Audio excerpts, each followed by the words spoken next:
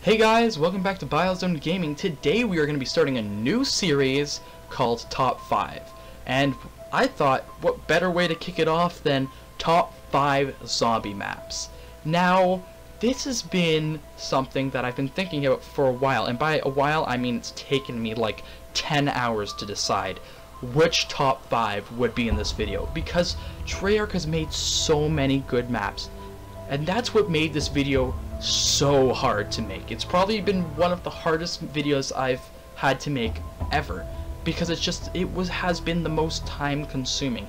Even the videos that I've recorded for 45 minutes and still edited out, this has been way longer, because I couldn't make a decision between the top two I was gonna go with. There were these two maps that I just couldn't decide with at first, and that's what I'm gonna be showing you today. But coming in at that number 5 spot, we have Origins. Now, Origins was not only an amazing map on 1 foot, but it was a good map on 1,000 feet. Get it? Because the robots were like 1,000 feet tall.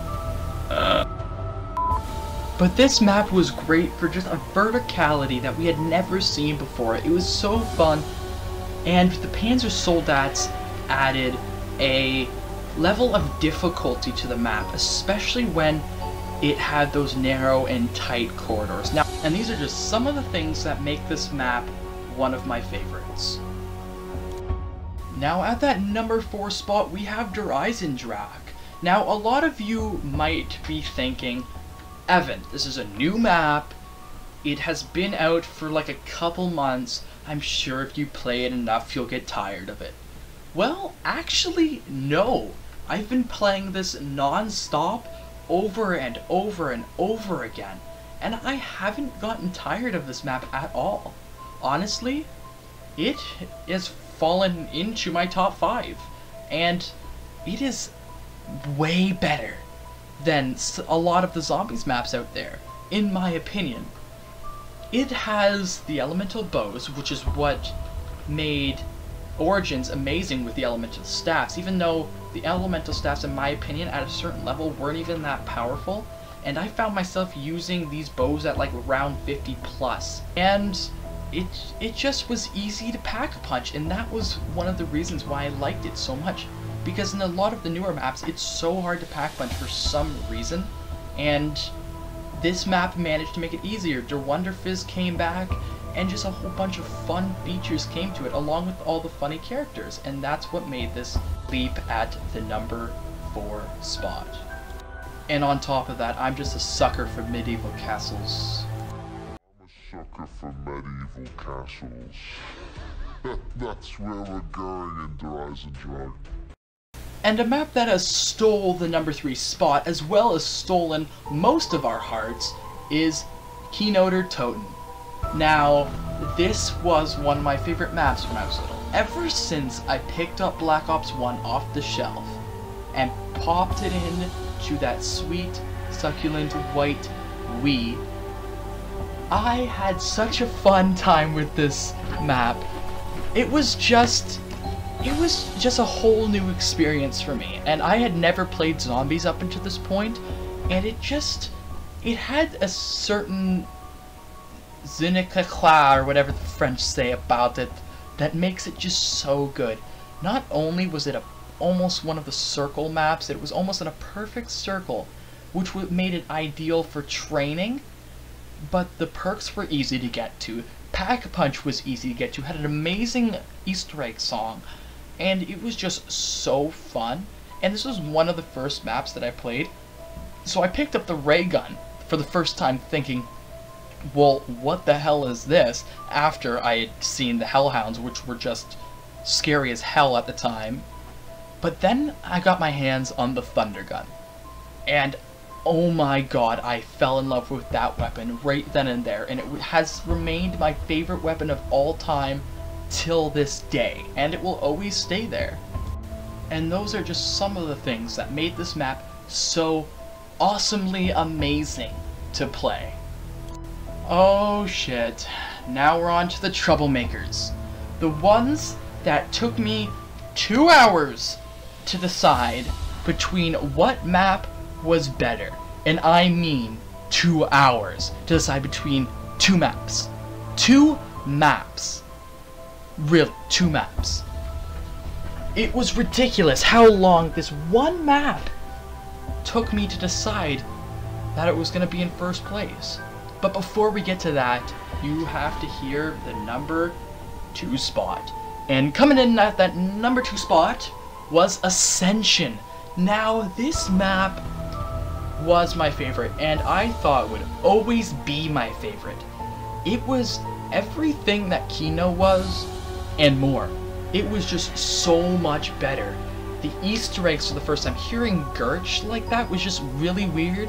Coming in on that lander was really fun, and the Gurch device just made it so fun. You threw that thing, the zombies would just get sucked in. That was something I had never seen before. On to Dolphin Dive because PhD Flopper had come in now. And there was just so many things about this map. The Russian dolls, the Gurch device, the Thunder Gun, everything just made this map amazing. This map has always been number 1. Until this next map came along. Now, I know so many people are not going to agree with me with this, but my favorite map of all time is Gorod Krovi. Now, before you start judging me, being like, Evan, that map isn't even out on Xbox yet. What are you doing saying it's your favorite when you've barely had it?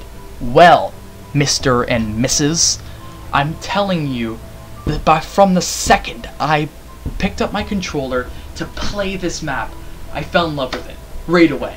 I picked it up, heard the quotes, the music, the zombies, the challenges, things that you can do. The replayability was endless in this map, it seemed, and it still seems to me. It was such a great map. The map was big, or at least it had a big feeling to it. It was one of those easier maps to play. It was not only great for training at some points, but it was great for camping as well. There were camping spots everywhere. It had dragons. It was easy to pack punch. Those bosses with the big guns on their hands, they weren't trouble at all. And that's what made it probably one of my favorite maps. It was because it was just so easy to take them out. The specialist weapon, that gauntlet that you could have, that you do Superman punches around, and you can have dragons flying around breathing fire around the zombies that doesn't touch you. The dragon shield that just shot fire, and not to mention the ability to have zombies not hit you in the back was really cool. The upgraded version, you can upgrade the monkey bombs, which was just amazing to get like this dubstep type of stuff. The Easter eggs were fun, and they're still being discovered. There was a Viktor Reznov reference in this. There's a Ray Gun Mark III. The PPSH came back. Like, this map was just so full of greatness, and it had to come in at my number 1 spot. And the characters in this map were so funny and just so lovable, especially Dr. Monty. As soon as he introduced himself on that round 14, I was instantly hooked on him, just as much as I was on Richtofen. Well, it goes Richtofen, then Dr. Monty, but for Dr. Monty to say a couple lines and him already to go in front of most of the characters says a lot. And he was one of those characters that just made you laugh, and he was just so enjoyable. And this map altogether was just really fun, and I could not get enough of it.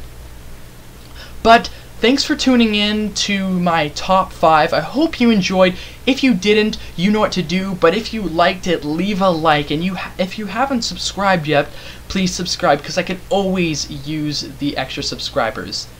Thanks for watching. Peace, guys.